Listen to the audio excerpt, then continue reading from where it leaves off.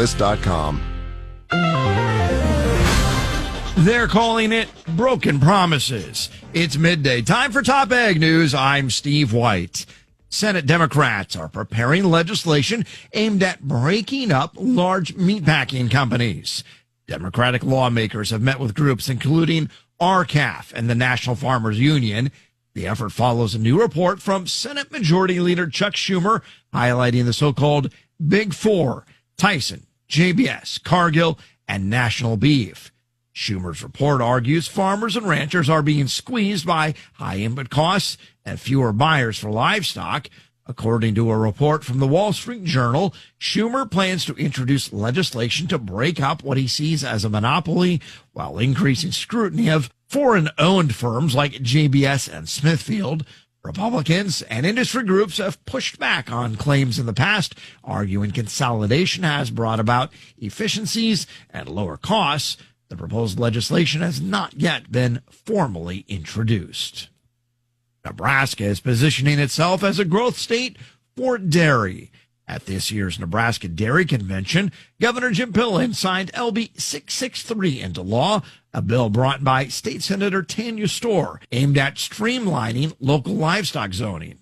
Well, we've worked very hard. This is not taking away any local control, clarifying some things in state statute that will be helpful to county boards as they make decisions on conditional use permits, and giving agriculture, producers some certainty when they go make those applications to expand their operation.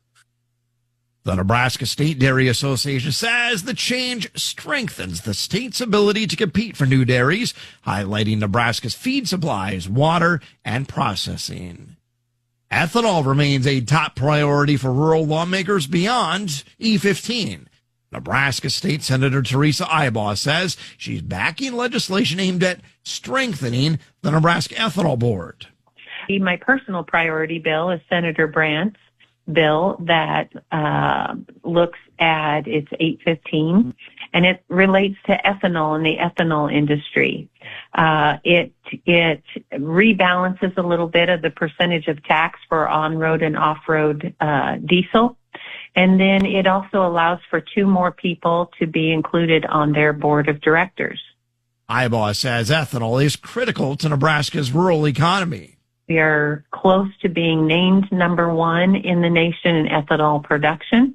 I think it's very, very critical and crucial to our farmers that grow corn in our region in outstate Nebraska to be able to use ethanol plants as a source of their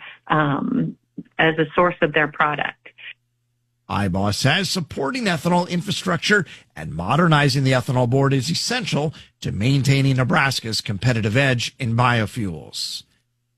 Finally, in celebration of Read Across America Week, we're sharing some of our favorite farm-themed books.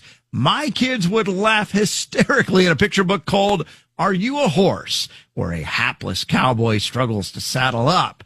And then there's Jan Thomas. Her books are dominated by cows, chickens, and pigs. One of my favorites. Let's Sing a Lullaby with the Brave Cowboy who gets spooked by shadows only to realize they're harmless.